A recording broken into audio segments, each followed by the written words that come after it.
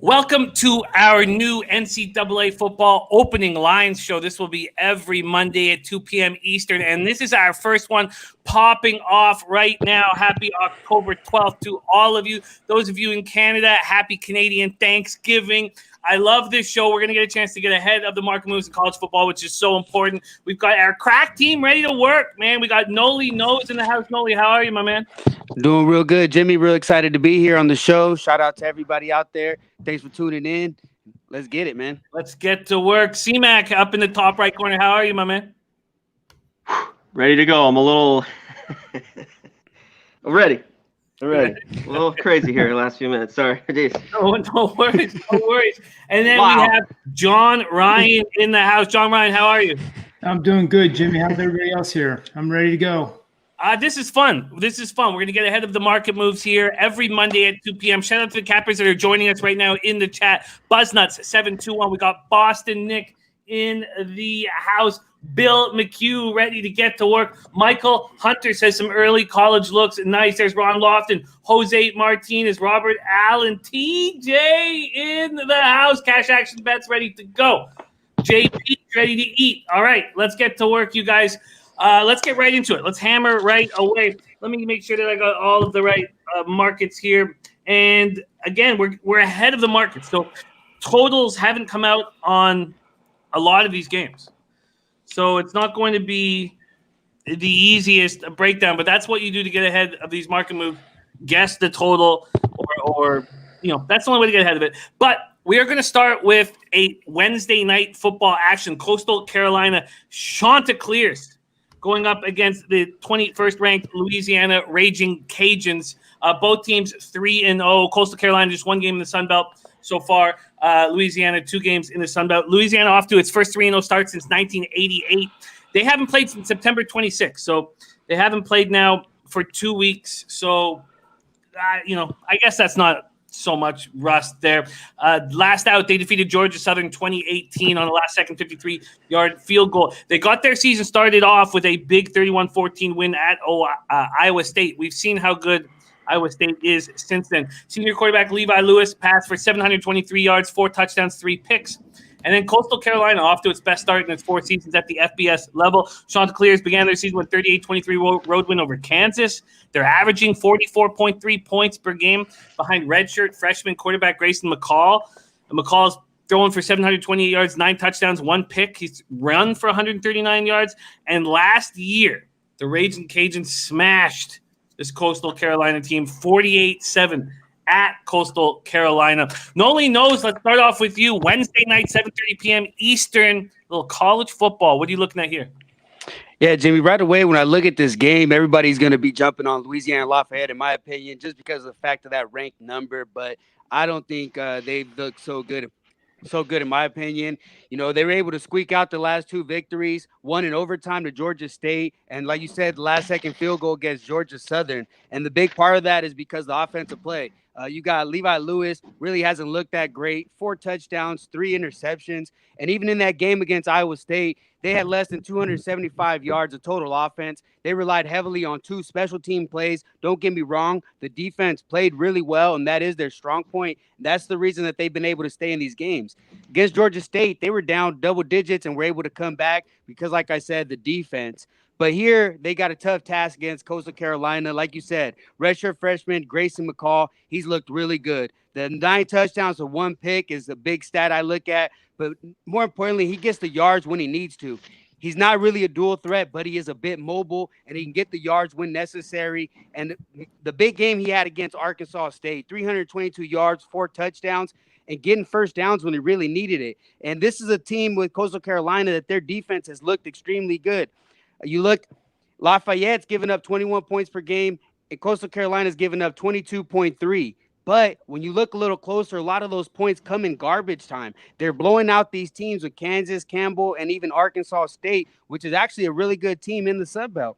So to me here, the way I look at this offensive play and the defense seems to be pretty similar, on par with each other. But to me, I'm going to take the better quarterback and getting the 7 points here, even though on the road, give me Coastal Carolina +7.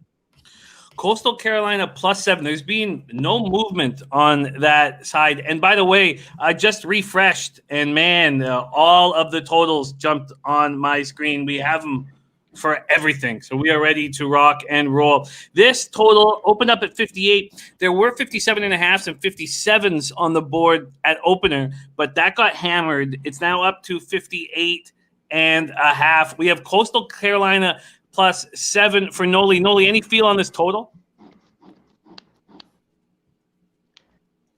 The total's a bit difficult. The way I see Coastal Carolina putting up points, the offense is really moving down the field efficiently, and that's my one concern.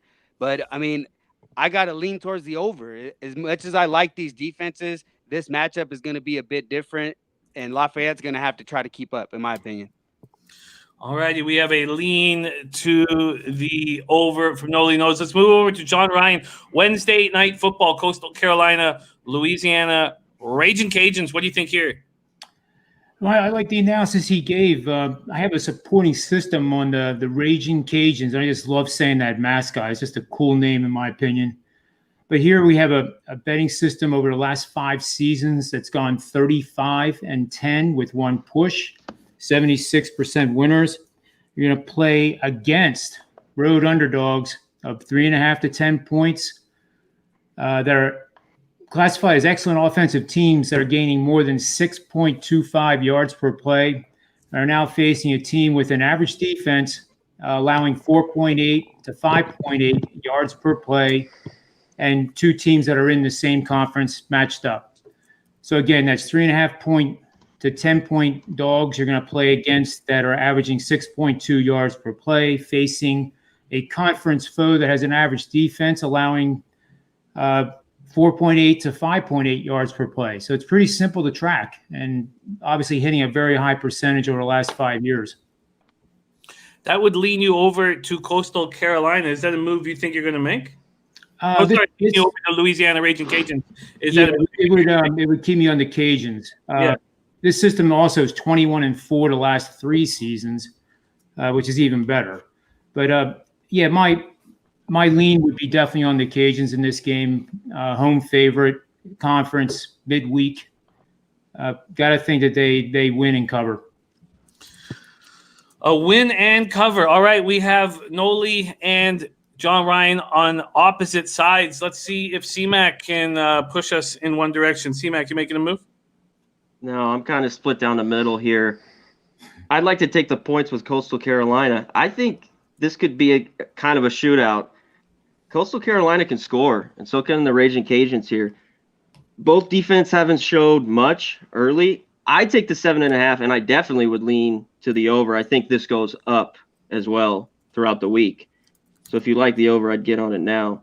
But I'd take the points with Coastal Carolina. I know it's midweek, what John was saying. The Raging Cajuns are a good team, but so is Coastal Carolina. They've been a team I've been on the last couple of years that have been really profitable for me. I grabbed the points with more to touchdown. But I'd wait and see, because this line could go up, I think, with I agree with the Raging Cajuns. I think the Raging Cajuns will, and we've seen no movement thus far. Actually, let me just make sure that we've seen no movement. That's not correct, actually.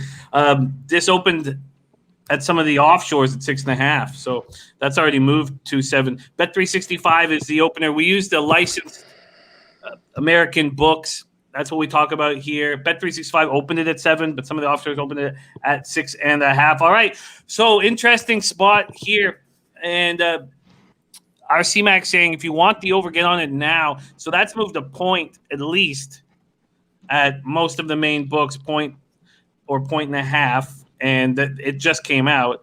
And then the side, we have John Ryan on Louisiana, Lafayette, and we have CMac and Nolly Knows on Coastal Carolina plus the points. And I like that idea. I think if you want Coastal Carolina, just sit back and relax. If you want Louisiana Lafayette, I would get in now at the 7. There you go. That's the Wednesday night football action, 7:30 p.m. Eastern, Coastal Carolina versus Louisiana Lafayette. All right, we're going to move on to Thursday night's action. We have a game on Thursday night. Georgia State Panthers at Arkansas State Red Wolves. Georgia State opening up 1-1, 0-1 in the Sun Belt. Arkansas State 2-2, 0-1 in the Sun Belt. This is the Panthers' first road game of the season. They lost at home to the Raging Cajuns in overtime 34-31, then followed up 2 weeks later with a 49-29 win at home over East Carolina. They've averaged 235 yards per game on the ground, with junior Destin Coates leading the way with 263 yards and 3 touchdowns in 2 games. They averaged just 217 yards per game through the air. 6'5" freshman Cornelius Brown throwing for 434 yards, 4 TDs, 3 interceptions, and has a QB rating of 61.3. And that QBR in college is not that bad for the lack of yards and 4 TDs, 3 picks. You would think that he would have a lower QBR. It's not that bad. So there are some positives coming from this 6'5" freshman. Arkansas State opens their season with a 52-23 road loss at Coastal Carolina before beating Central Arkansas at home 50-27. They're averaging 342 yards per game through the air behind Logan Bonner, their junior quarterback. 741 yards, 8 touchdowns, 3 interceptions, but his QB rating's at 46.1. So even with the better-looking stats, not in the QB rating side, they average 125 yards a game on the ground. That's 110 less than Georgia State, the Dogs. The Arkansas State opens up at -4.5, quickly goes to 3.5. This total opens up at 71.5, and it's starting to drop there, 70.5s on the board. Let's go with Nolly Knows, Georgia State, Arkansas State. Yeah, it's an interesting game here in the middle of the week. Georgia State, this is a well-coached team under Sean Elliott, 4th year. They're returning 16 starters back on their team, so on the defense and offensive side. And when you look, the big question mark is Cornelius Brown. That was the big loss that they had from last year. Ellington he was a senior, led the team throughout. But here with Cornelius Brown, when you look at his passing stats, it could be misleading because he doesn't necessarily have to throw a lot. He's a dual threat quarterback, and their main objective is to run the ball. And that's what if they can do that here against Arkansas State, which they're giving up 153 yards per game. The defense has looked susceptible through the air as well. I think that they're going to be able to move the ball here against Arkansas State. And Arkansas State, they got lit up by Coastal Carolina. But I will say in that game, they were dealing with a lot of COVID situations. They canceled 2 games back-to-back due to their lack of depth in certain positions. And that's my big concern here. But the main thing what I see with these offenses, and me as a totals bettor, is the fact that they push pace. You know, you got Georgia State 10th in pace right now. Arkansas State is just 31st, but that's just because some of the times the offense hasn't been able to get going like against Coastal Carolina. They look to push the pace significantly more, and to me, there's no way I can take the under. The 70 scares me for the over, and ultimately that's what kept me off the game. Interesting. Maxwell Smart says, got to think Georgia State needs to disrupt Arkansas State's downfield attack. I think this game stays under. And you're given the 71.5 on the board. Why don't we move over to John Ryan, Georgia State Panthers, Arkansas State Red Wolves. Do you agree with this market move towards Georgia State? It's gone from 4.5-point dogs to 3.5-point dogs. I do, Jimmy. I really do. And for many of the reasons that he just outlined, the returning starters are 16 on Georgia State, and I think it's 1 more actually on Arkansas State. And that falls right into a betting system, too. We actually track returning starters with a caveat that there are injuries, and then you have to take 1 away for those injuries. So it doesn't apply from the beginning to the end, no matter what. However, the system that we're looking at here is gone 30-8 against the spread for 80% winners. Love those numbers. And we're going to play on underdogs 3.5 to 10 points off a home win and with 16 or more total starters returning from the previous season. So again, a very simple one to track. It's been very reliable. 13-4 over the last 3 seasons. And again, you guys mentioned the ground attack. There's no doubt that that's a big advantage for an underdog, especially in a conference game. And I often reference the 28 points. And it's important for both teams. So I kind of have a lean here initially to the under would be my feeling here. Because both teams are going to want to try to control the clock. One team obviously has a much better chance of doing that with a better ground game. But they both have terrible stats when the opponent scores 28 or more. Georgia State is 5-14 against the number the last 3 years when they allowed 28 or more. 1-7 when they allow 35 or more. And then we get down to Arkansas State. When they score 28 or more, they're 82-35 the last 10 years, and these are all against the spread numbers. And when they gain 6.5 or more yards per total plays, which translates into 27 or 28 or more points, their record is 42-19 the last 10 years, 9-4. So, like I said, the key here is that pivot point of 28 points, and the lower scoring game I think it favors Georgia State. I think so as well. Breaking this down with you guys, leaning towards Georgia State Panthers here, and that half point is crucial right now to get on it and get that plus 3.5. CMac, what do you think of the breakdown? What are you leaning towards on this Thursday night NCAA football game? Yeah, I'm staying off this, but I would take the points with Georgia State. I would want more than what they're getting. That's why I'm off it here. And I agree. I go with the under. I think the line's spot on. Both these teams can score. And I think it for sure gets in the 60s, but at 71, wherever it's at right now, I think, right? Yeah. 70? Yeah. I lean under. It's just one of those ones I can't. Yeah, I'm off it. But I'd go with the dog. I like Georgia State. Arkansas State's played well. You know, they beat Kansas State, which I was on list last week or earlier in the year. So two good teams. It should be a good one. I can't get a feel, and I don't like the points in the total on this game. All right, we're moving at a nice pace. That is Wednesday and Thursday. Let's move into Friday's action. Let's keep this pace up. We know how many games we have in front of us here. Number 17 ranked SMU Mustangs, 4-0, 1-0 in the American at Tulane. Green Wave, 2-2, 0-2 in the American. SMU's opened the season with 4 straight wins. They beat Texas State and North Texas on the road before trouncing SFA, Stephen F. Austin, and squeaking by the number 25th ranked Memphis, 30-27 at home. They're putting up an average of 558.8 yards a game behind senior quarterback Shane Buechele.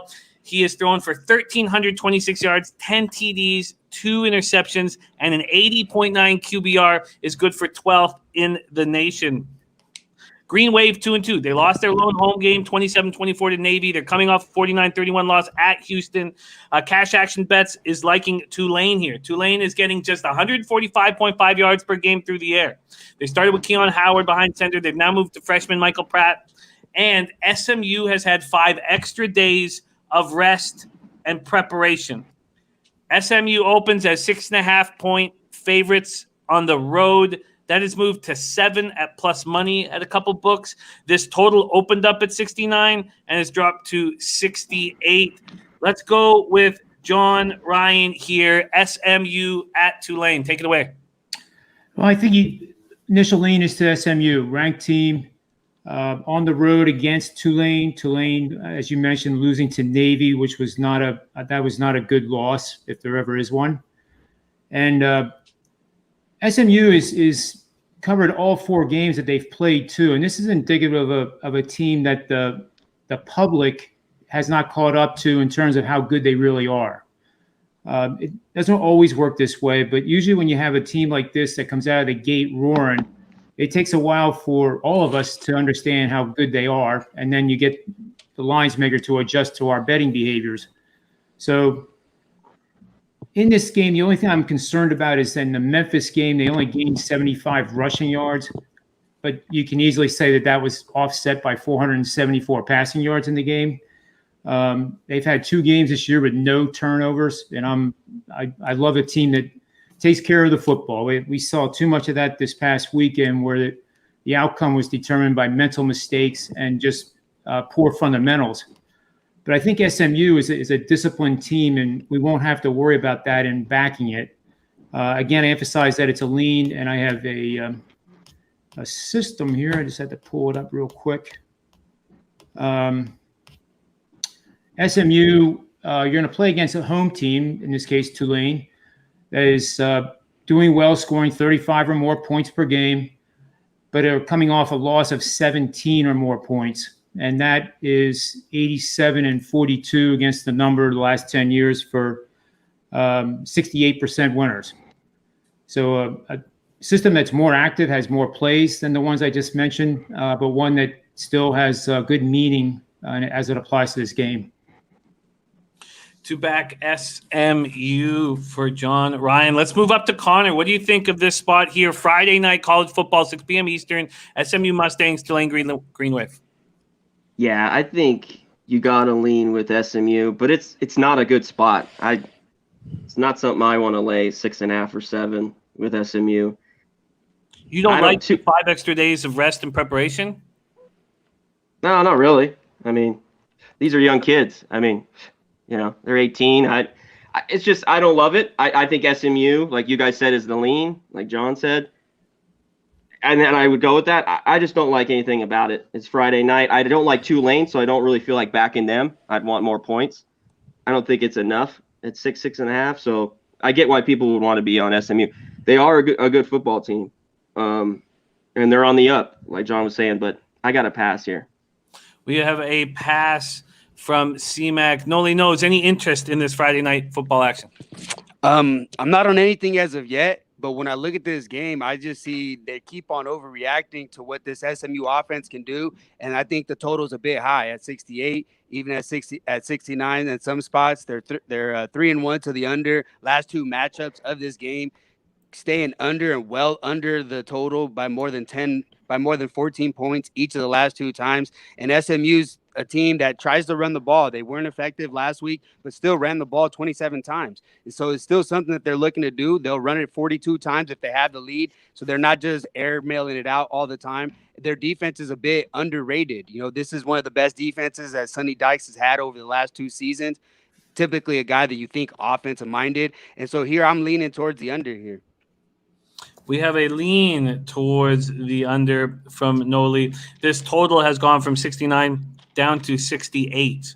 Only a couple books are still hanging a hook. They've all gone down a full point. Again, that's the Bet365 opener. SMU Tulane. So we have no move from CMac, a possible under from Nolly, and John Ryan liking the SMU Mustangs. Let's go to it's a doubleheader Friday night. Let's go to the second game. BYU Cougars, ranked 15th at this point. That'll be changing quickly after that. Underwhelming performances, 35-point favorites.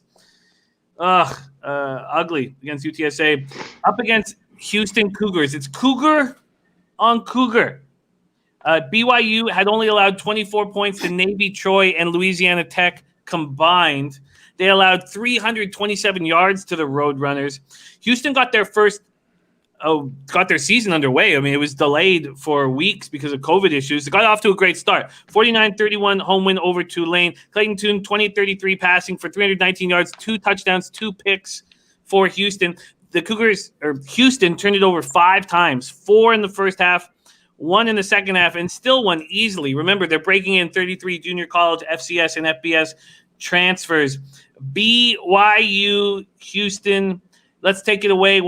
First off, BYU opening up at -3.5. There are now 3s on the board. This total opened up at 63, and that's where it stays. Connor Mack, take it away. BYU Houston. Yeah, what I'm looking at here is the total. I think BYU will play better with Wilson. I think, man, that was a rough game they had.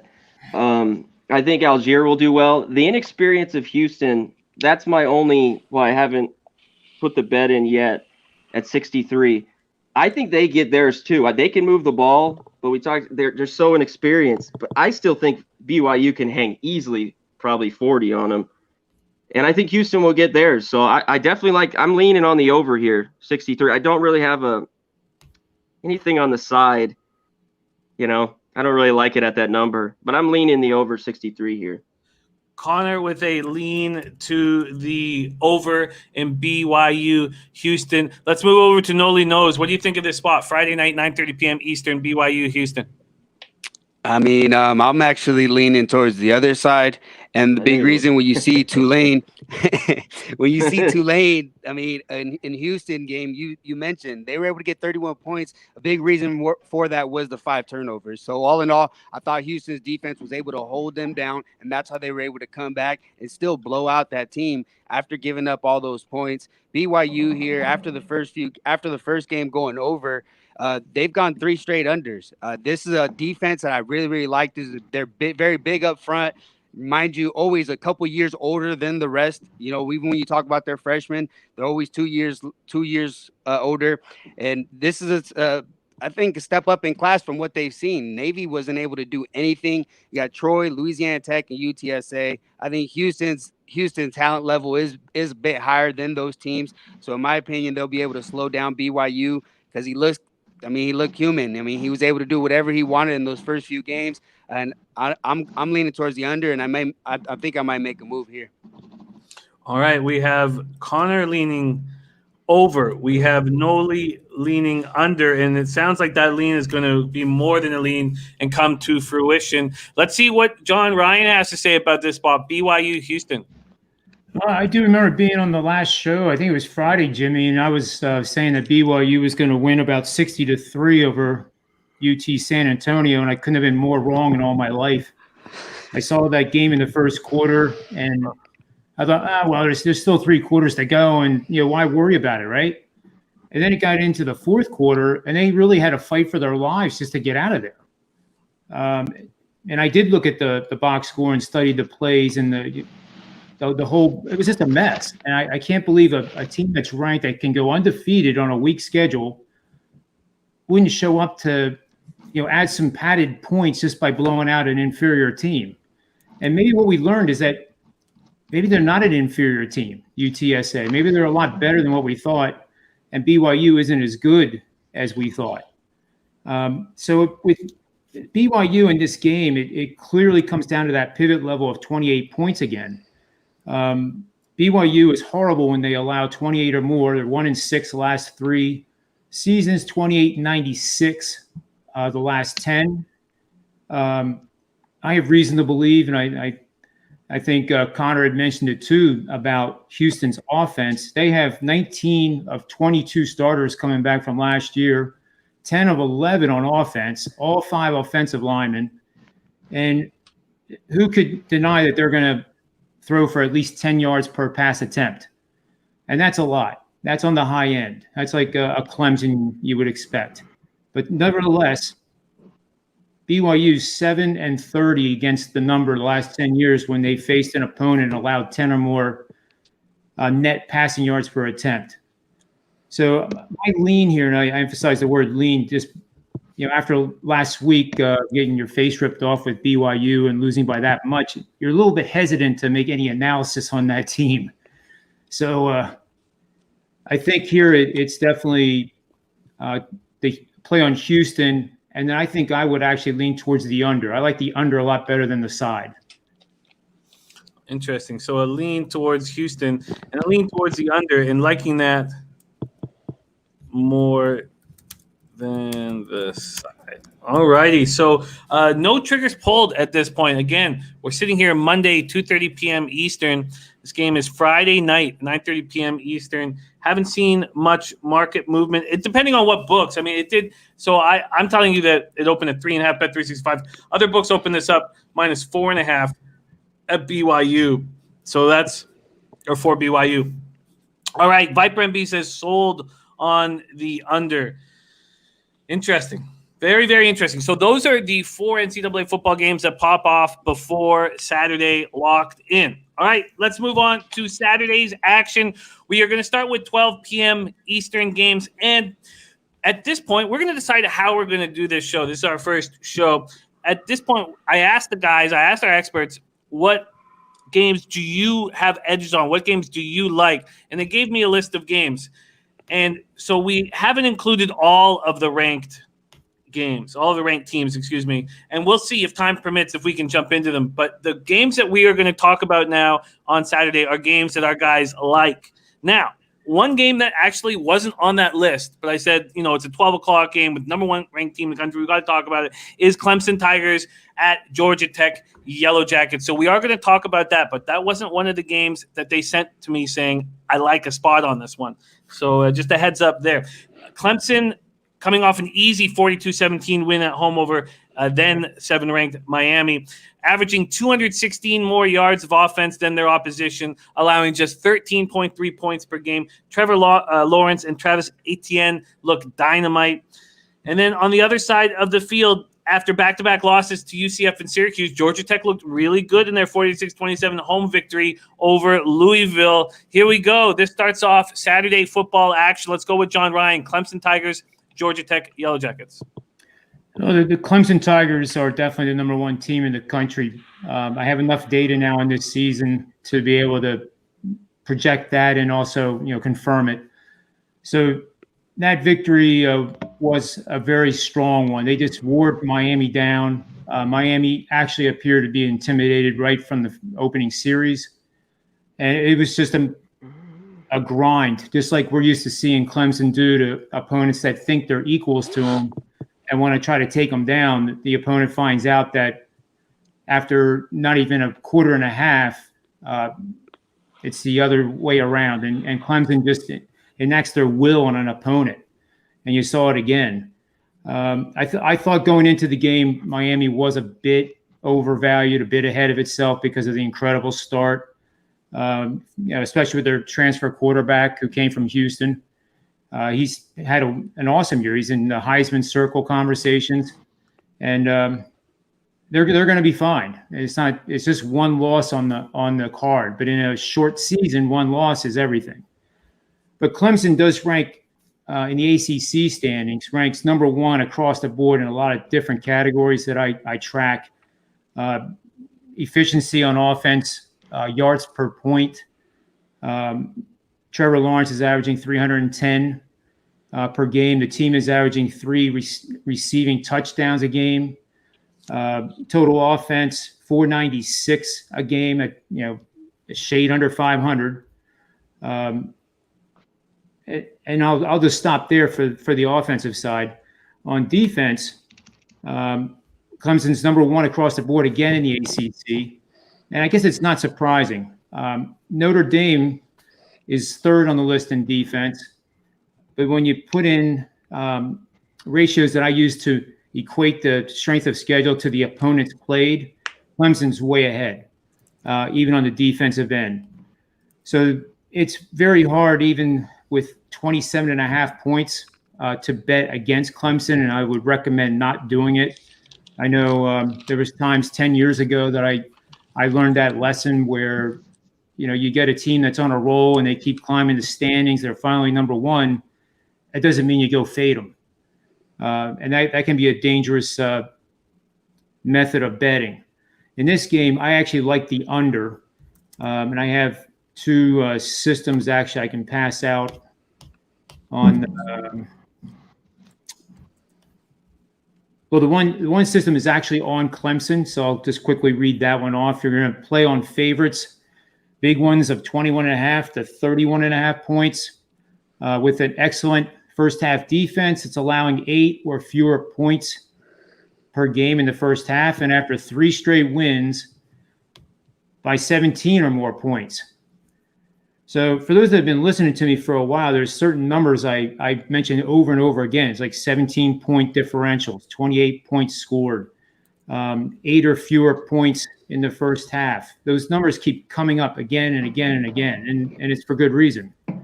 This system is 13-4 the last 3 seasons. And then the under, Clemson's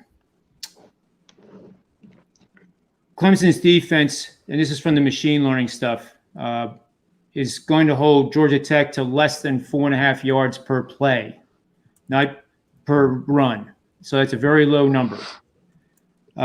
In games that Clemson has played where they have held an opponent to 4.5 or less yards per play, they're 30 and 10 to the under for 75% winners. And that goes over the last 10 years. When they hold an opponent to 300 or less total offensive yards, 7-1 under last 3 years, 12-29. I'm reading it backwards because I do the overs first, like you guys do. It's 27-11 to the under when they hold an opponent to less than 300 yards. So in this game, I like the under quite a bit. I think both sides of the ball, Clemson will just absolutely dominate it. And that's a feel on Viper NB as well. Let's move up to, if we're talking unders, why don't we go with Nolly Knows next? Nolly, what do you think of backing this under? Being very little movement. A half point at some books, none at others. Bet 365 opened it at 60.5 minus 110. It's still there. What do you think of the under here, Nolly? I mean, I would understand that. I mean, you got a Clemson team 3-1 to the under, and a dominant defense, and a team that pretty much will hold Georgia Tech down. You look at the score last year, 52-14, and that would be an over. And they've gone over the last 2 years, but this year it seems like they've been taking their foot off the gas. They've only been able to cover the large number once, and that was last week when it went down to 14. So I mean, I think it's difficult just the way that they're able to score at will. It's just pretty much if they want to keep scoring is what I'm going to be betting on. So I lay off. A layoff there. What do you think, CMac? This is a spot where the total is 60.5, and Clemson opened up at minus 27 at bet 365, down to 26.5. Yeah, I'm right on with Nolly. It just depends how Clemson wants to play. If they want to just throttle them and keep rolling, or let off their foot off it, and Georgia Tech could get a backdoor cover. So I want nothing to do with it. Clemson, I think, is the best team in the country. They showed it again against Miami, and the total, like Nolly said, they could score 50 and it could be 14. It'd be over. So I don't like that either. So total pass. I mean, if you like Clemson so much, kind of like I like Bama over the years, take them first half. I saw Greg in the chat do that. They usually come out roaring. Usually, they're up 28-0 or something like that, and then they fade. Bring in the second string. So that'd be my only look is Clemson first half lean, if you want to take that, which is probably 14, right? I'll pull it up right now, but I think Dennis is bang on, and it was in Beach Boss says you have to compare Georgia Tech and Miami, and I don't think you really do here. At first, I was like, you're right, of course, Beach Boss, but then Dennis is right. Clemson was up for that game against Miami. You had this upstart Hurricane team with D'Eriq King, getting a lot of media attention. They were up for that game and they smashed them. And then here you have Clemson against the Georgia Tech team. It's minus 14.5. Yeah. Okay. Minus 14.5, and then you have a Georgia Tech team that they know is weak. All righty, let's go. Let's keep moving. And did we get a final score? Okay, let's keep rolling. There you go. Michael Ricciardi did get the under 62. And Gregory Wilson says if Dabo wants to practice a 2-minute drill, he would do what I've seen him start a game like that. He knows he can score at any time, so he just practices on teams like this. Maxwell Smart also on the under at Clemson that John is leaning towards, that Nolly and CMac have stayed off. All right, pace is good, guys. Let's keep rolling along. Next up, we have number 8, Cincinnati Bearcats at Tulsa Golden Hurricane. Cincinnati 3-0, 1-0 in the American. The Golden Hurricane 1-1, 1-0 in the American. Cincinnati has started out the season off with wins over Austin Peay, Army, and USF. They're scoring 35.7 points per game while allowing just 12.3 points per game. After opening the season with a 16-7 loss at Oklahoma State, Tulsa went into UCF last week and beat them 34-26. Cincy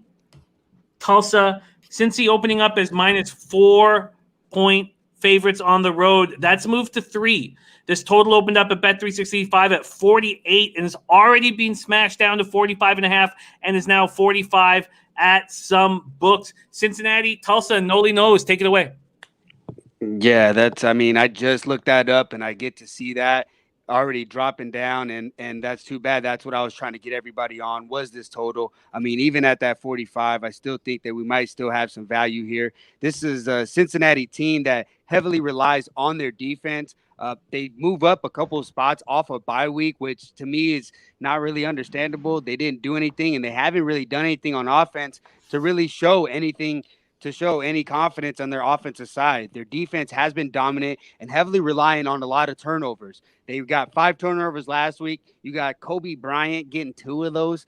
Mamba mentality, he says. But to me, it's a lot of question marks over here with Cincinnati. They got Desmond Ryder, and he's very suspect right now, and they're debating going to a quarterback change, and it might be the best thing. But even with the quarterback change, I'm not going to have a lot of confidence on that offense, especially going against a Tulsa defense that has looked really good.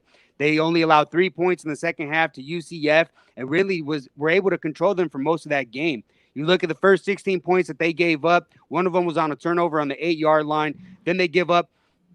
Then they give up a safety. Then they go 40 yards to get a touchdown. So 16-0 and only like 50 yards of total offense. So this is a Tulsa team that plays at a much slower pace than anticipated. Their coach over there, Billy Napier, is typically known for his offensive strategy, and that's what he came in with initially. But over the last 3 seasons, I've seen a big change in that. They have slowed down the pace significantly, and I like the way that their defense has been playing. You've seen their game with Oklahoma State, a 16-7 game. And here is a Cincinnati team that has been very profitable to the under. This is a team that last year they were 78.6% to the under, 11-3. And here they started off the season 2-1. Tulsa's 2-0 to the under. And last year you see their matchup 24-13. And I expect a similar game here. I expect the under, and I'd still take it at the number.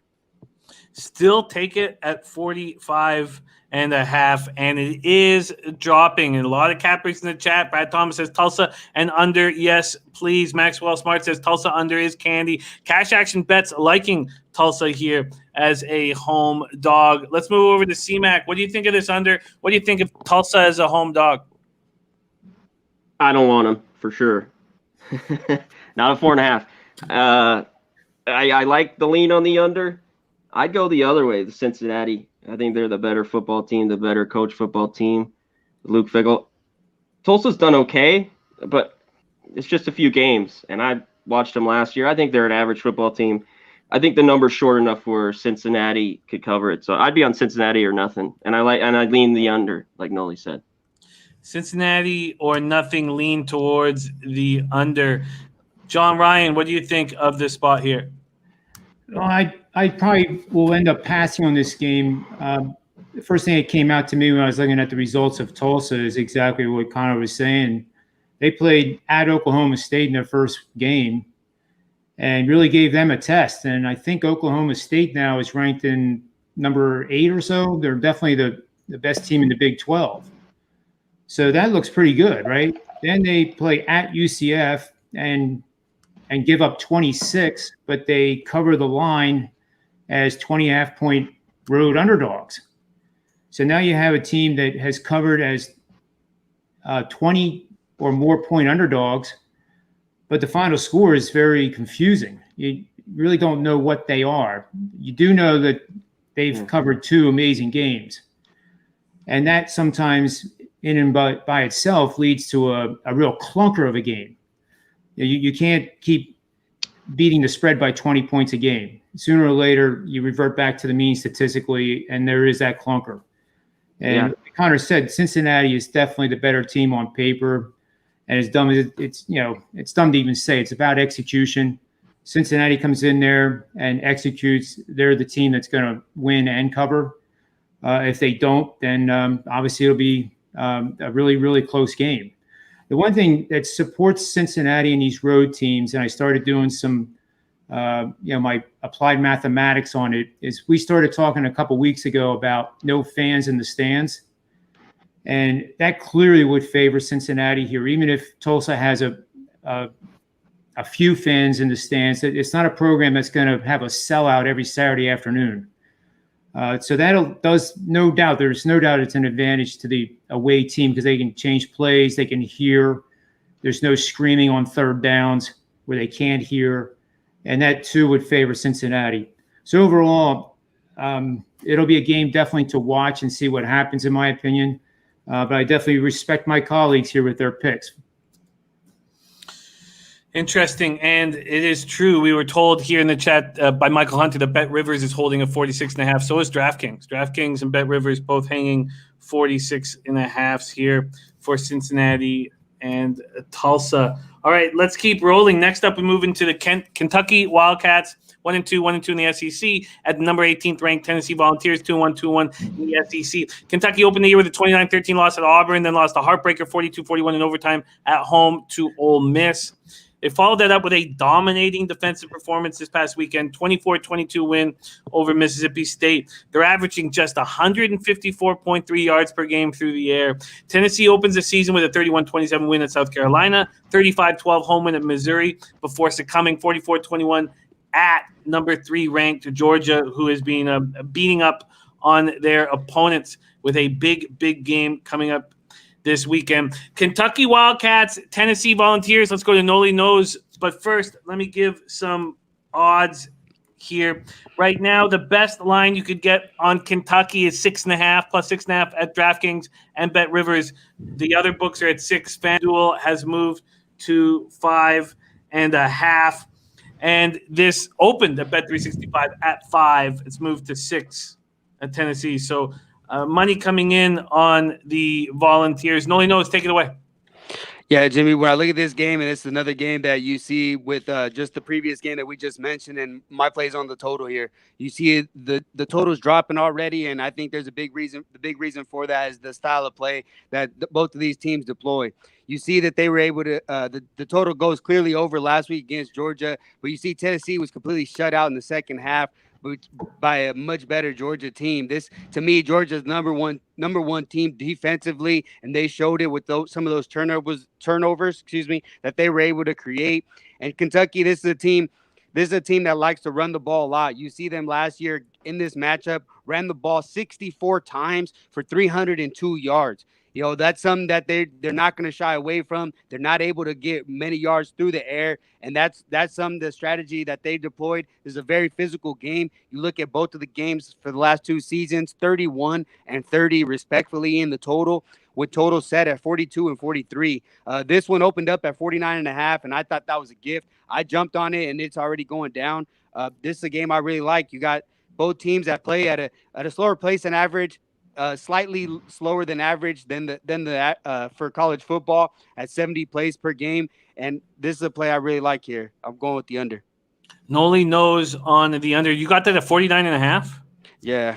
Great. It's already down. Yeah, it's way down. Great job. 49.5 for Nolly. This total opened up at Bet365 at 49. It's now down to 47.5. Let's go up to CMac. What do you think of Nolly's under here? Kentucky, Tennessee.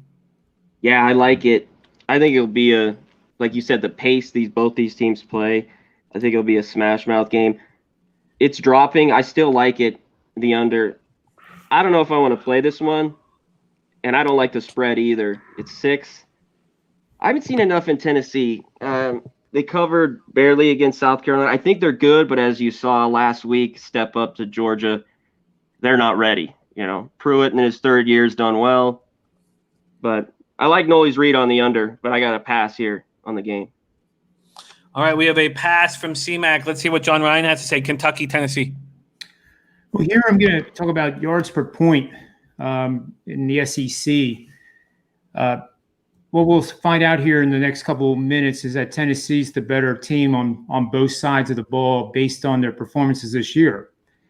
So on the offensive side, the best offense in the SEC right now is Florida with a yards per point of 10.97. Alabama's right behind it, 10.99, basically the same. So what that means for those that never heard this metric before is it requires 10.97 yards for Florida to put an average of 1 point on the scoreboard. So now let's move down to the other teams in the SEC here. And Kentucky has a 14.1 yards per point measure for offense. So that's not horribly bad. It's actually slightly above average, and it's above average nationally. Tennessee is the 3rd best offense in the SEC, and they actually become very solid at that number 3 position when I adjust for strength of schedule of the opponents they've played. So Tennessee has an 11.84 yards per point measure for the season. And as we all were talking here with the Georgia game, they were winning 21-17, and as Connor said, they're just not ready to take that next step. Both these teams have been Cinderellas, and I hate the word wannabes, but they're always the ones that are talked about that, this will be the year they have a chance to knock off Auburn or Georgia or Alabama. And the fan bases of those schools are incredible, and the games are fantastic, but it always seems that they fall short. In that Georgia game, it seemed like Tennessee just got into the locker room and they're looking at each other, deer in the headlights, like, can you believe we're winning? Oh my God. And then they came out and didn't score. And Georgia just took control and manhandled them. This is a matchup of similar type teams. But as I said, on offense here, Tennessee is much, much better than Kentucky's offense. Now, on the defensive side, coming into the preseason, we all expected Kentucky to have a much better defense than they've had in many, many seasons. And so far they have. But again, Tennessee actually has a yards per point allowed measure of 14.86. So now we're reversing our thinking. A defense wants to force an opponent to gain as many yards as possible to put an average of 1 point on the board. So what this measure also does is you have a turnover at the 50-yard line, giving an opponent a short field. So when you look at total yards, that could be misleading if there was 2 turnovers deep in a team's territory. So the length of drives are important too, and this is one way to equate everything on an even plane. Tennessee has a 14.86 ratio, and Kentucky is 14.15. So again, relatively close, but the difference between offenses is so great that undoubtedly I will have probably about a 7-star play on Tennessee this Saturday. All right. We finally get to a 7-star play there. Maybe 10-star plays coming. You just have to wait and see. A 7-star play possibly on Tennessee. John, do you feel like you need to get in on this number soon? Because it seems like money's coming in on Tennessee. Over the years, I've been 26 years, Jimmy. I sometimes have games where I'll definitely suggest that, but it's much like trading crude oil. The prices are erratic. Obviously, betting lines don't move as much, but sometimes it looks like the flows are coming in, and you really don't know what's around the corner. And I'm not suggesting that it's a bad idea to go and book it now, because if you're right, then it gives you a lot of flexibility. But I would scale in the bet. So in other words, if you're betting, I'm just throwing this out as an example, 500 a game, then maybe you do 250 now and wait till tomorrow or the next line movements and see how the flows are going. And if they're going in your favor, then add another 100. And then by game time, you have the whole thing in there. The other idea while we're talking about this, and you and I have talked about it before, is live betting. So rarely do we ever have the luxury of a game and we bet it, and we are the kings of the land, and it's winning force against the spread right from the opening kickoff. A lot of times, even my 10 stars, you'll get down in the game early on. That's where this live betting, I think, is a tremendous opportunity, because in this example, let's say the game starts and Tennessee turns the ball over and Kentucky scores at 7-0. Then all of a sudden, 3 and out, Kentucky gets a field goal, 10-0. Now you have a chance to bet Tennessee live, probably as a +3 dog at that point is my best estimate. So why not bet half your bet at the current line right now, and then save some for the game? I found it to be actually a lot of fun to be able to do that. It's truly like trading the market for me. So I think that's a strategy that I'm working on to really finalize the details of actually when to do it based on machine learning tools. But when you get a favorite that's down 10 in the first quarter, and you like them before the game, then why wouldn't you like them now? Yeah. So I think that's a good plan. It's a great way of doing it. So Nolly on the under, he grabbed it at 49.5. John Ryan, very interested in Tennessee. And CMac, anything for you here? No, I already said. Yeah, I'm off. Just thought maybe after hearing a little bit of insight from John Ryan, he might push Nope. you. Nope. No.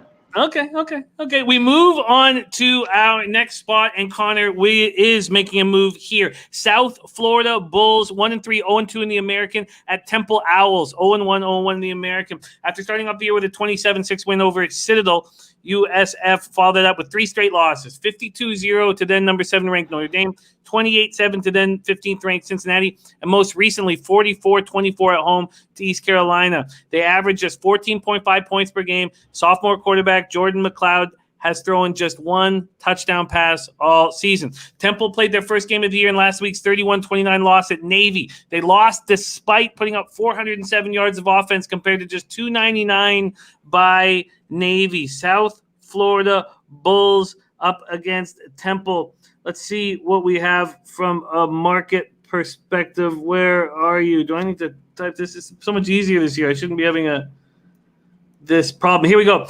This Temple opening up at -10 at Bet365. That's where they stand right now. No movement there at any of the books. This total opened up at 51.5 and is now at 51.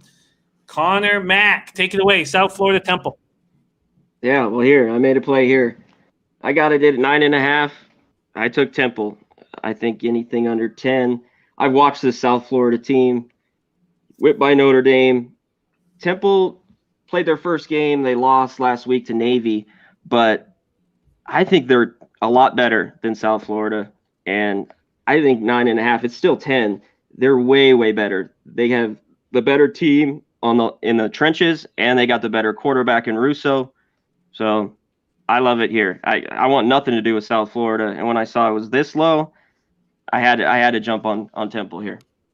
We have a look. Temple full game. Is this a spot where you might want them first half as well? Our Maxwell Smart wanting the Temple Owls team total over. Is there anything else you're going to do on this game, or just Temple full game? Probably just full game. I mean, just in case. I don't know. I haven't looked at it that deep. I just right away, there's no way I could take South Florida. And this small of a line, I think you're getting a gift. So I'm taking Temple. I think it goes higher as the week goes. I think it goes up to 12. And a half, something like that. What do you think when Dennis Garcia says, well, USF is terrible, I just have never trusted Temple to cover numbers? That is very true. They're kind of like a Pittsburgh team like that, which, we talked about it. So Dennis is right. Dennis knows his shit. So, yeah. But I got to take it. South Florida's that bad, I believe. I watched the Notre Dame game. I watched some of the game last week against East Carolina. I don't think they're very good. They beat them by 20. I'm taking it. Give me Temple. 9.5. Connor on the board with Temple -9.5. That's 10 across the board everywhere else. Let's see what Nolly thinks about this spot. South Florida Bulls, Temple Owls. When I look at this spot, the inability for South Florida to score and the slower pace provided for by Temple, I've got to lean towards the under. You got Temple put up 64 plays last week. They've never been really a high-paced team. And you look at the recent matchups, 17-7, 27-17 in the last 2 seasons. And you look at, we mentioned it with South Florida, they have not been able to produce points. They gave up 5 turnovers against Cincinnati, which is a really good defense. I understand his angle with Temple, but I just think there's a little bit more value on the under. I think I might make a move, but just not. I got to look a little deeper, I guess. I'm not sure why I haven't, but I lean towards the under. We have a lean towards the under. Connor Mack on Temple -9.5. John Ryan, does this game interest you? I don't have a bet on it right now, but I agree with what both guys said here. The implied lines right now indicate a final score of 31-21 Temple. So again, we're going to get to that 28 pivot point.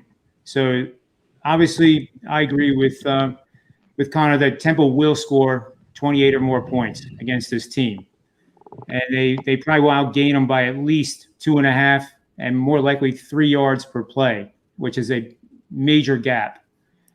Temple is also 19-2 against the spread the last 30 seasons, coming off a game where they allowed 75 or fewer passing yards.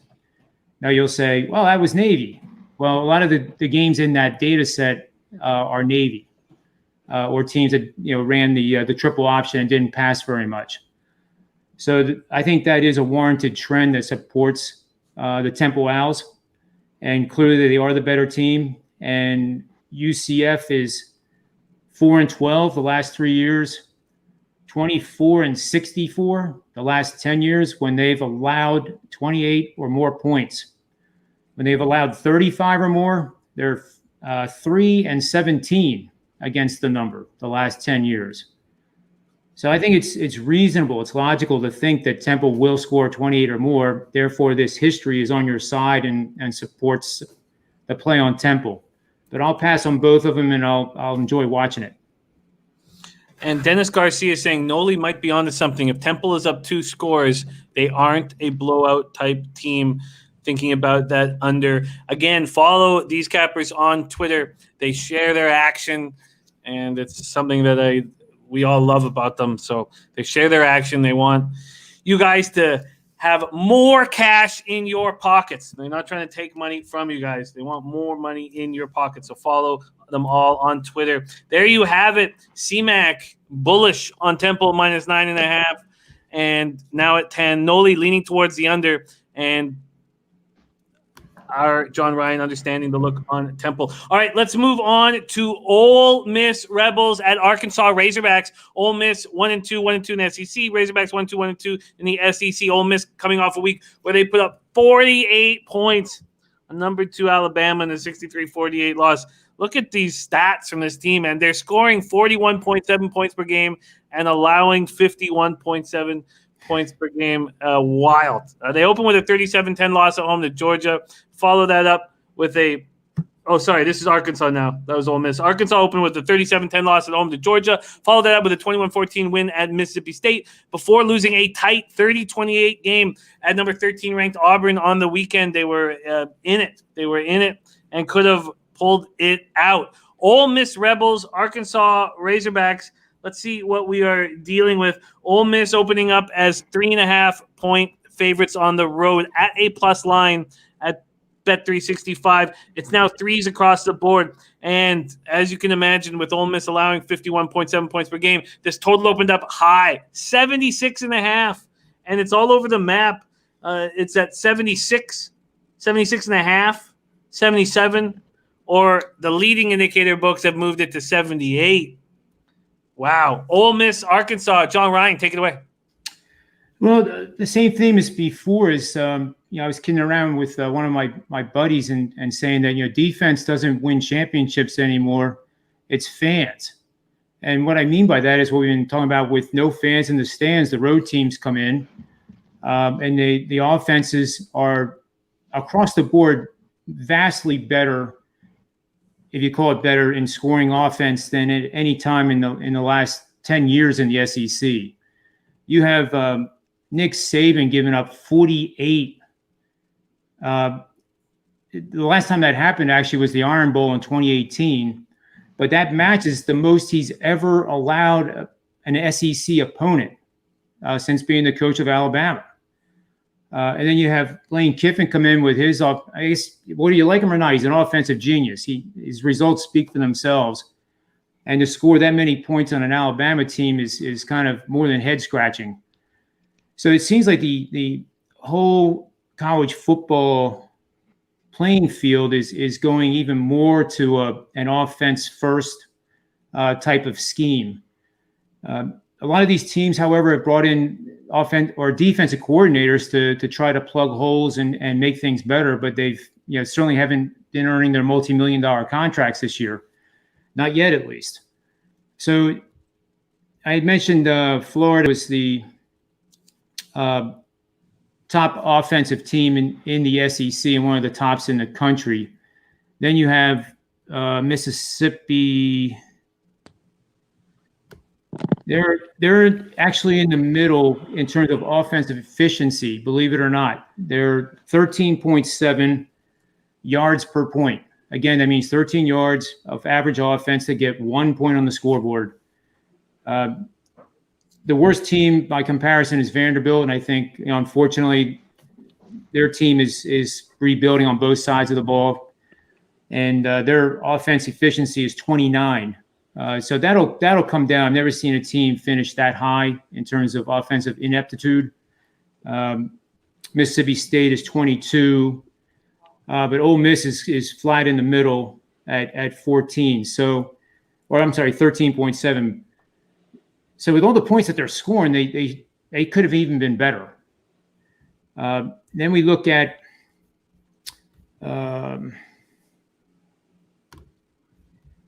you look at Arkansas here, and they've been the doormat of the SEC for a long time. They won 2 games in a row for the first time in very, very long time.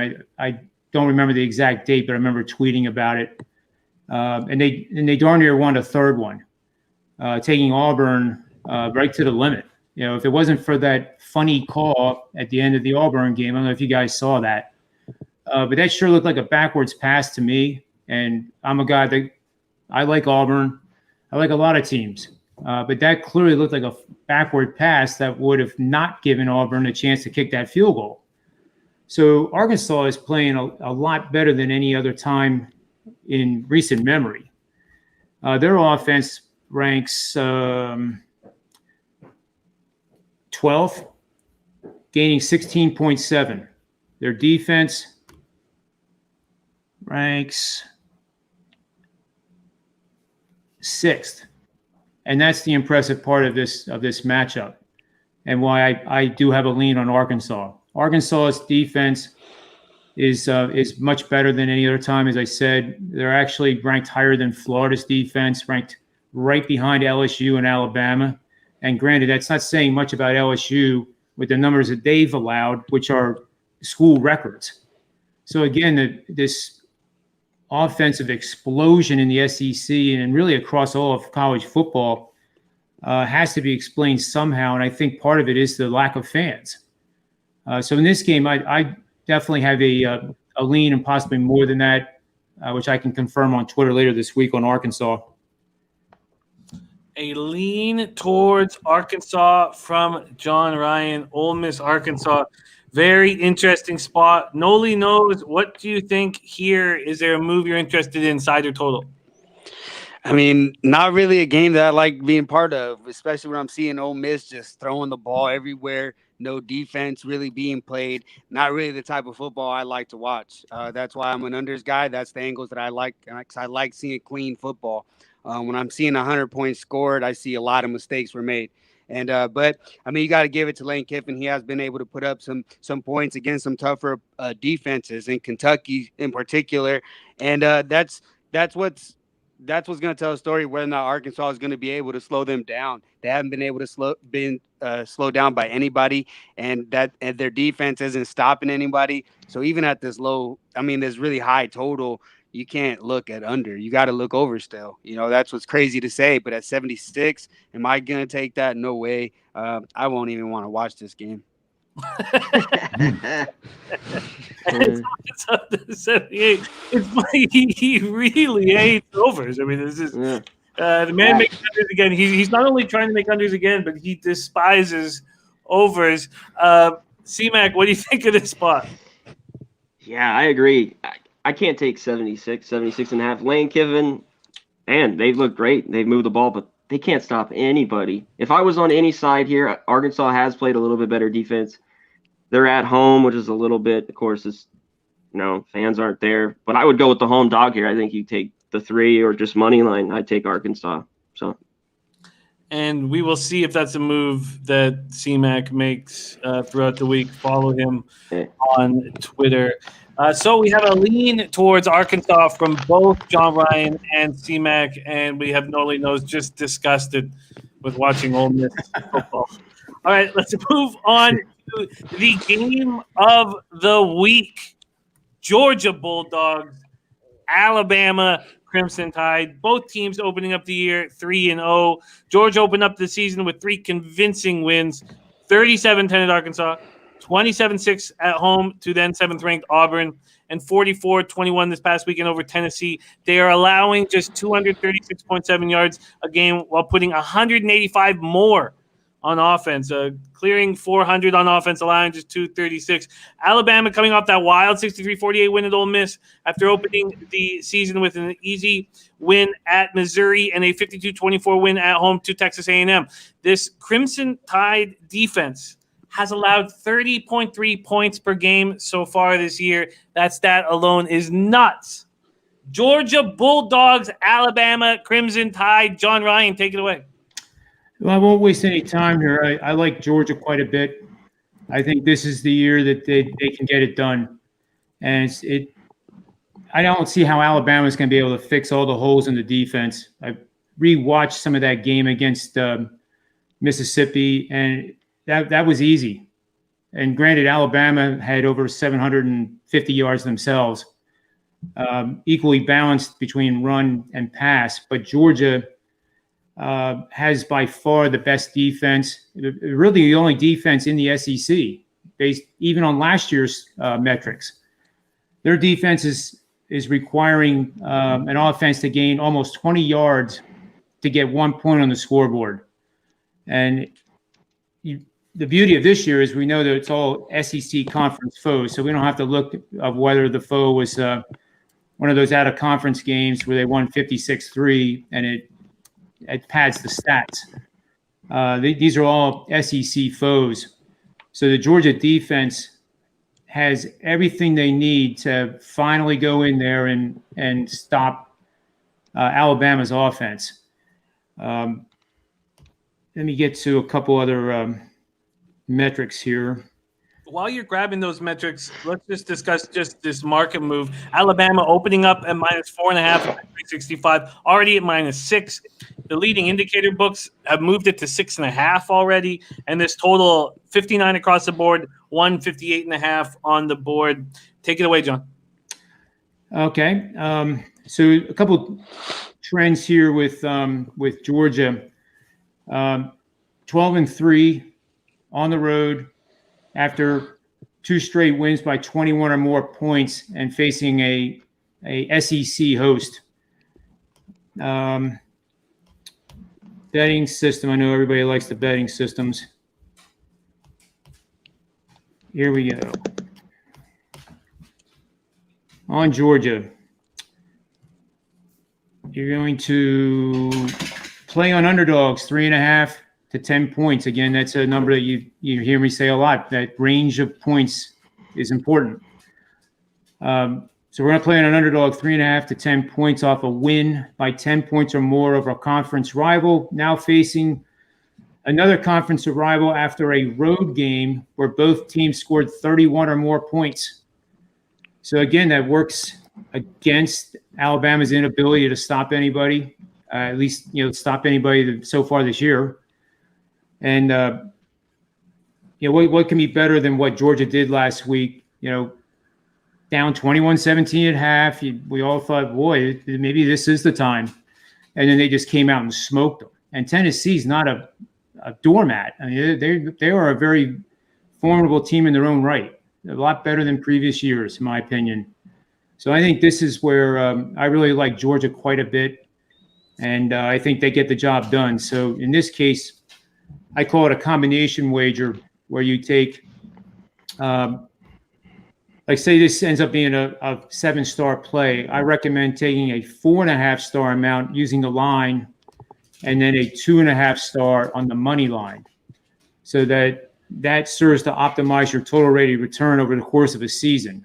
Nobody knows what's going to happen in this game, and none of us have a crystal ball.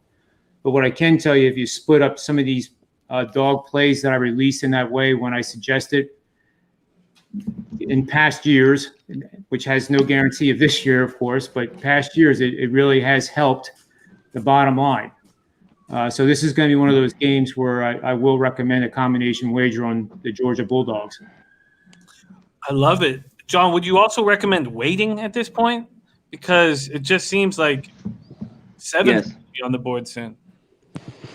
I would be happy with 7, but your point's a very good one. And again, getting back to what I said before in another game, you can put half of your amount down and then see how it goes, especially if you're going to do the money line later on. That's probably where you could get the biggest bang for the buck in waiting. Because if it would go to 7.5 or more, obviously the money line is going to go up more. I think that's a good idea. Put half of your bet in now if you like Georgia as much as me, and then work from there and see what the line tells you. Very exciting spot. Georgia Bulldogs, Alabama Crimson Tide. We've already seen John Ryan say, back the Bulldogs. CMac, what do you think of the game of the week, Georgia, Alabama? Yeah, I agree. Like I was just saying, I'd wait. I think it goes to 7. I want the team with the better defense, and right now Georgia's got the better defense, even though they're going to Alabama. I think Georgia can, and if they gets into a shootout, I mean, both teams can score. I want the points right now with I think is the better team at the moment, which is Georgia. So, and I'd wait. I think it gets 7, but I don't think it goes higher than that. And like you said, if you want to put at half on money line, however people want to bet, that's their decision. But yeah, I like Georgia here. So back-to-back backers of Georgia. Let's go to Nolly Knows. Nolly, how are you handling this spot? What do you think of this total of 59? And do you agree with the boys on Georgia? I think this is a tough game right here. Two really good teams, really coached really well. And you talk about Georgia, #1 defense in the nation, only giving up 38 yards rushing per game, which is insane. But here they have a tough task. The quarterback for Alabama doesn't get a lot of love, but he's been putting up 400 yards game after game. Jones can really sling it, and he's looked really good. So it's a tough task for Georgia to come in here and try to shut them down. But like you said, all those holes on the Alabama side is something that I focus on. Bennett has looked really good for Georgia, managing the game, I guess you would say, but he doesn't have to do much more than that when they rely on the defense heavily. These games are tough, and when you're getting points in this type of matchup, I think you got to take the points. You do have the better defense, but I believe Alabama has the better quarterback, and that ultimately can end up winning a shootout if it does get to that. But this game is very difficult for me to decide. I think the total is really close. I think it gets to right about 60. And here, I mean, it's tough to go against Bama. I mean, you look at what he's been able to do against his past assistants, going to be head coaches against him. But keep in mind, this is probably the best team he's faced. Especially the last time when they faced Georgia, and Georgia almost came out with the victory. This defense is even better than that time. And yeah, I'm going to stay off of it. I will watch this game because I believe I like watching the Georgia, but I'm off the game myself.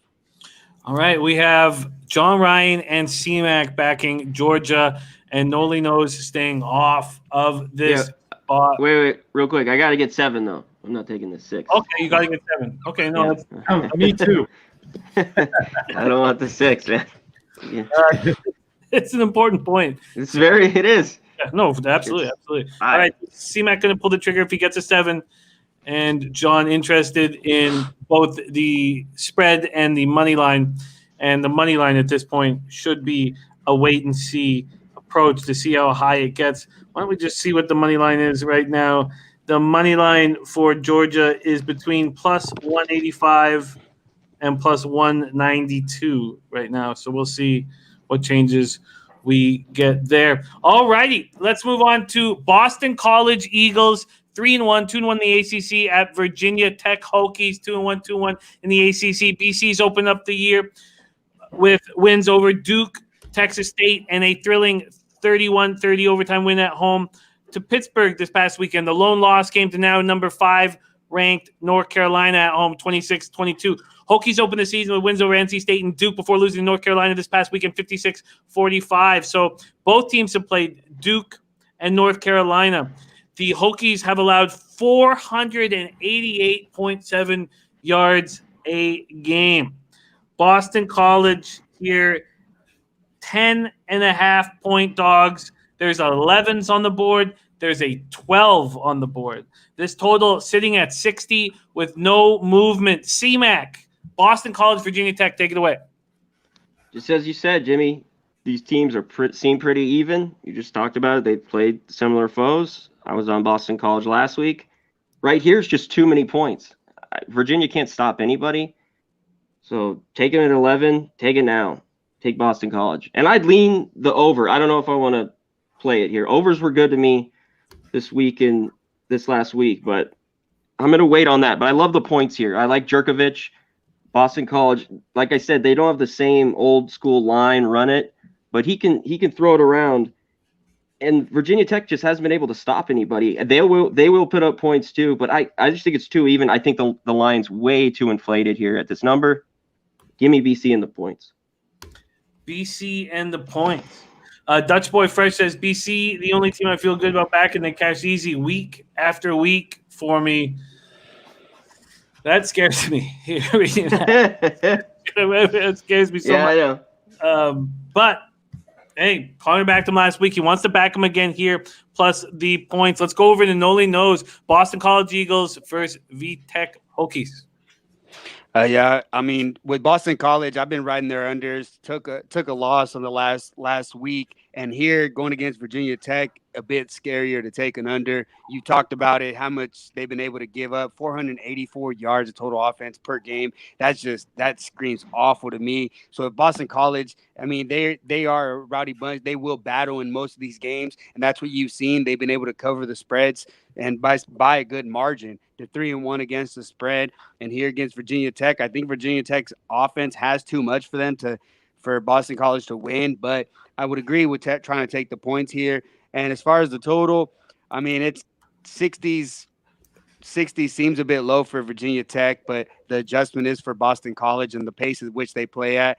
The inability for them to run the ball is something that it scares me to try to take an under here. So I would lean over, but I'm just off this game as well. Off this game for Nolly Knows. This is going to be the last game we break down. We are then going to get best bets from the guys here, best bets. And don't forget, we have our Saturday morning show, 10 a.m. Eastern now. That's 2 hours before kickoff for the 12 o'clock games. So we are Monday and Saturday for college football. And we are also, I know everybody wants to hear what Nolly's doing for playoff baseball, which pops off here in about 40 minutes. So we'll get that information as well. All right, Boston College V-Tech. Connor on Boston College, possibly the over. Nolly Knows staying off. John Ryan, Boston College, Virginia Tech. Yeah, this is a game I can't figure out. I'll be dead honest with you. I couldn't believe Virginia Tech would be favored by this amount after the way Boston College played in their win last week over Pitt. It doesn't add up to me. When I'm that far off on the game, then I really don't want to play it. And the Pittsburgh game was one of those weird games of our 2020 year too. You had a 58-yard kick to tie the game, which was a school record by the kid from Pittsburgh. And then he misses an extra point in overtime, that's the difference of the game, 31-30. So Pittsburgh was a 6.5-point favorite in that game. Arguably, they could have possibly pulled it out and come from behind and won it. But Boston College has to be feeling good about themselves and the way they've been playing. And they're 3-1. And they're going down to play Virginia Tech, who's 2-1. They might just go down there and want to prove who's boss. So I don't understand that 11.5. It's just too much for me to make an opinion one way or the other. Understandable. So we have CMac backing Boston College, and Nolly Knows off and CMac off. All righty, there you have our NCAA breakdown, and we will be here. Every Monday at 2 p.m. Eastern. Let's move to the best bets part. We've lost our CMac. I don't know what happened to his computer. We lost him very quickly here. But let's talk John Ryan, Nolly Knows, best bets here on the card. What do you like best? We'll go with you, John. What's the spot that you like the best at this point? Well, if everybody was listening the whole time, it's pretty clear that I'm big on Georgia this week. And it is definitely a play that is going to warrant a combination wager, which we talked about. It's going to be at least a 7-star.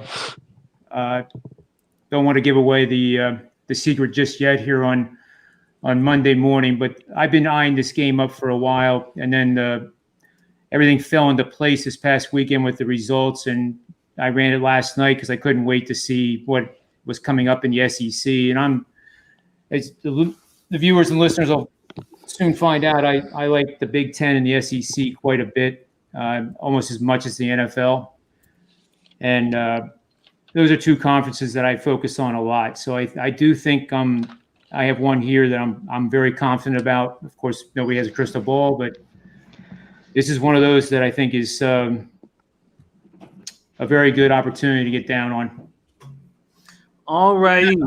That's what I'm trying to do. That's why I'm hemming and hawing. I don't want to ever mislead what the betting thing is all about.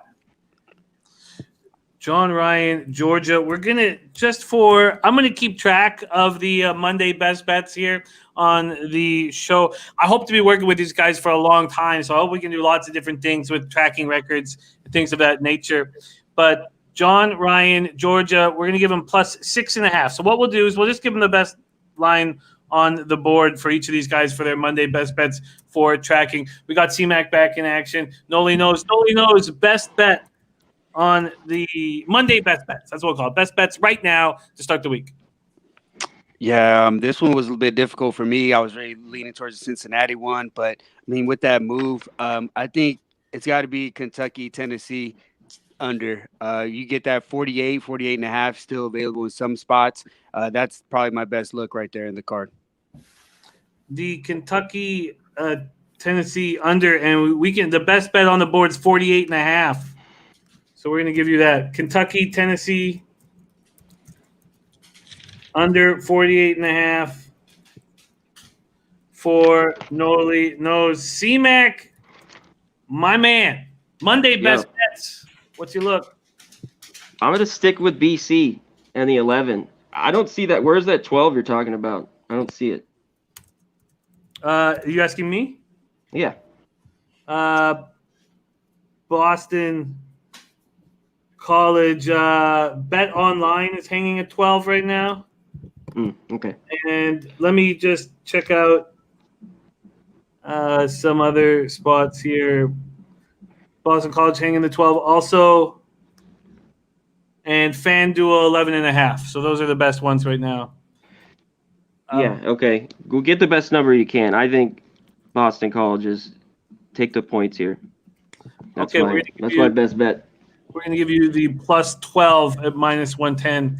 All right. There. Oh, and TJ's saying it's now at 11. TJ on the site. So I see 11, and I see 10s. Like crazy.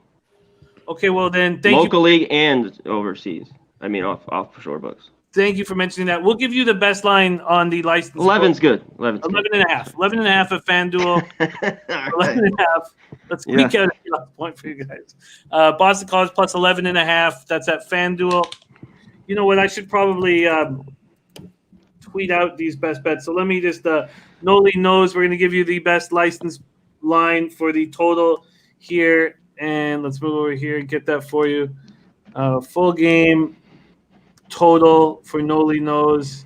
I'm on odds.com, odds page to find out the best spot here for Kentucky, Tennessee.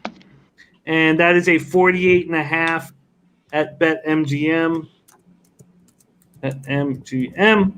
And then John Ryan on Georgia. Let's see the best license number I can give him here so I can quote the book. The best number I can give him is 6.5 minus 110 at FanDuel.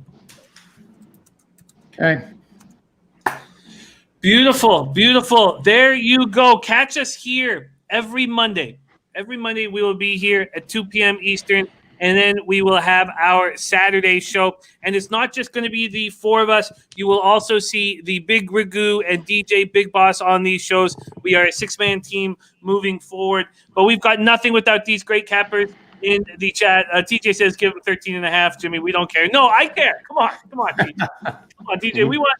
That's one thing that we will always give you.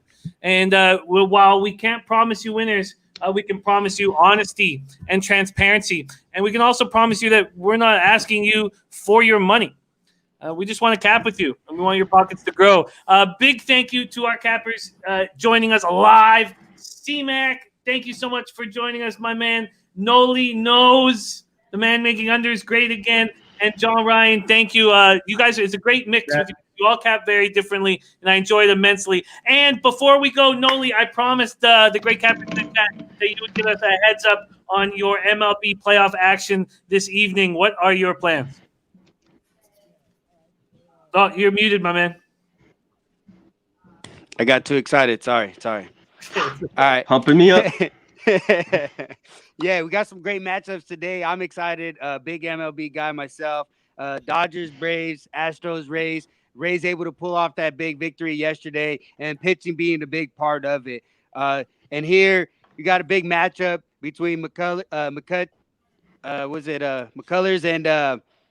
and Morton, and I expect them to pitch well. I expect Morton to do his thing. I lean towards the Rays in the first 5. I expect them to dominate this Houston team. They're a much better team. They're one of the best teams left here on the board. A team that if the Dodgers face them, I will be afraid of. They're a very scary team. But here I'm on the first 5 under 4.5. It crept up a little bit, and I jumped on that first 5 under 4.5. I expect the bats to be cold a little bit over there in San Diego. And then on the other game, Atlanta Braves and the Dodgers. You could call it a homer bet if you want, but I'm on the Dodgers first 5. I got a minus 130 on that. I was debating taking the run line on the -0.5, but I expect Walker Buehler to continue what he's doing. He's pitching really well, and Max Fried has shown recently that he is a bit susceptible. He's pitched twice against this Dodger team. Wasn't able to get an out in one of his outings. Another one went 5 innings, 3 runs. And then Walker Buehler saw this Braves team once, 7 innings, 3 runs. And I think Walker Buehler is a bit better, and the Dodgers bats have been a little bit hotter. I mean, easy to say that these Braves have been dominant pitching, but they face some of the bottom teams in hitting in both the Marlins and the Reds, who are in the bottom of almost every offensive statistic. So to me, that means absolutely nothing. I expect a good battle here, but I think the Dodgers come out firing here. I got the Dodgers first 5 money line. Dodgers first 5 money line and under 4.5 first 5 for Astros Rays. Thank you for sharing that, Nolly. And thank you guys for joining us. We're very excited here. Again, Monday at 2 p.m. Eastern for the opening lines show. Saturday at 10 a.m. Eastern for the kickoff show. And then in NFL, Tuesday night, 8 p.m. Eastern. This Tuesday night, Bebenek and myself will be joined by the Whale Capper. By the way, Bebenek 22-7 to start the year. And then again, Sunday at 11 a.m. Eastern. That is how we are handling the gridiron. Thank you guys so much for joining us. Gas Station Sushi Max betting on the Astros money line says bang the trash can. Big Dennis Garcia, TJ Morton, Maxwell Smart, Dutch Boy Fresh, Ron Crawford, TJ the Czar, Robert Allen, Gregory Wilson, Junior Brown, Michael Hunter. What a great, great group. Thank you so much for joining us. And let's get in on these bets before the big market moves and get ahead of those market moves. That's the plan for this Monday show. On behalf of CMac, Nolly Knows, and John Ryan, and myself, thank you guys so much for joining us. Let's have a big week. And just thank you. Leche. Hey, los bookmakers. Let's go.